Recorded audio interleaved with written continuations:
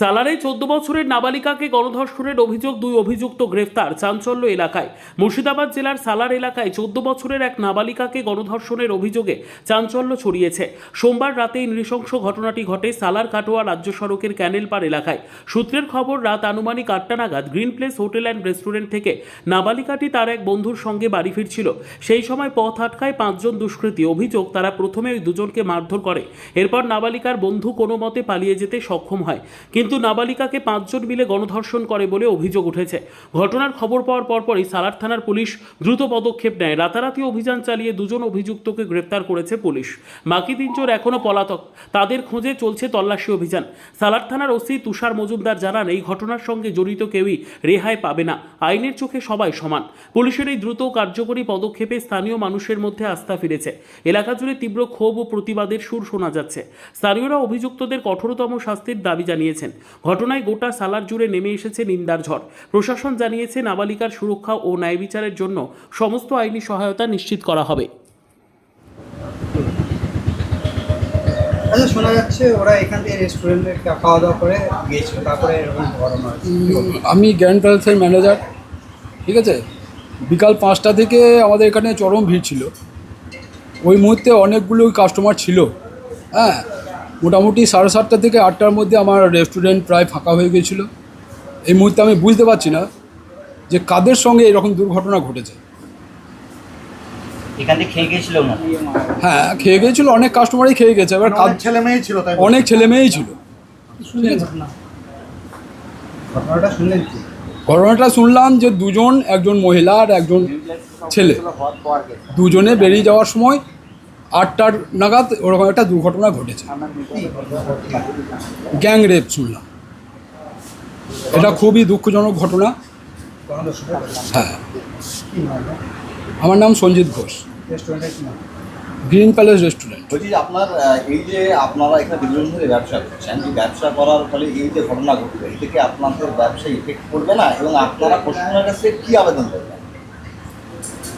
আমরা এটুকুই আবেদন করব, যাতে যারা করেছে, হ্যাঁ, তাদের যথেষ্ট পরিমাণ সাজা হওয়া উচিত। গতকাল আমার সালার থানার অন্তর্গত একটা জায়গায় একটা খুব খারাপ ঘটনা ঘটে গেছে।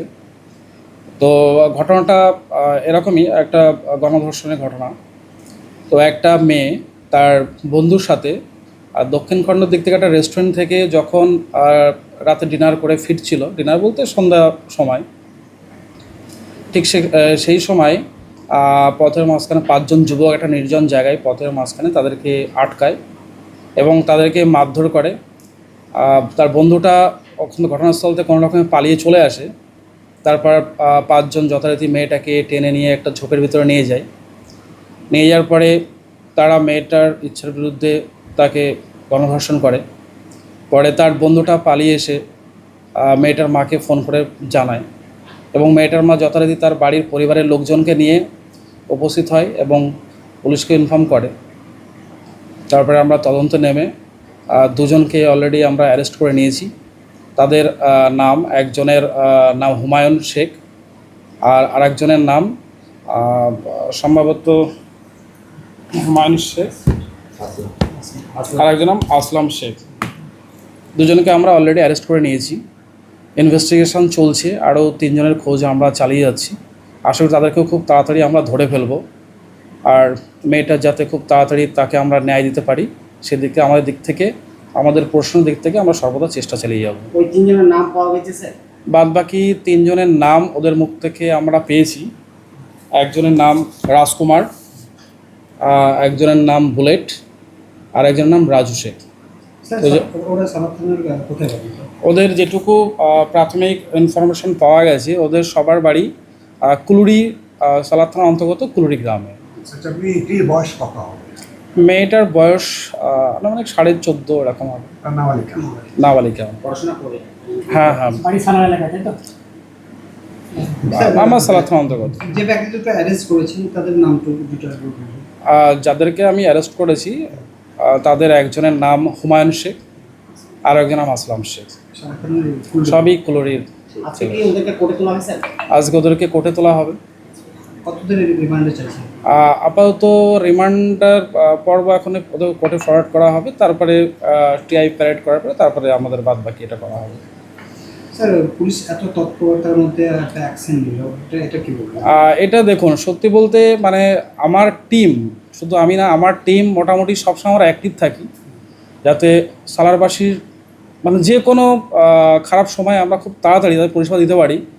আমি এবং আমার টিম সবসময় আমরা চেষ্টা চালিয়ে যাই, এবং সেটা যাই হোক, আমি সেটা 3 মাস আমার এই চার্জ নেওয়া হয়েছে, 3 মাসে আমি যথেষ্ট সেটা আমি পালন করে চলেছি, এবং এইভাবেই আমি আমার কাজটা কন্টিনিউ করে যাব।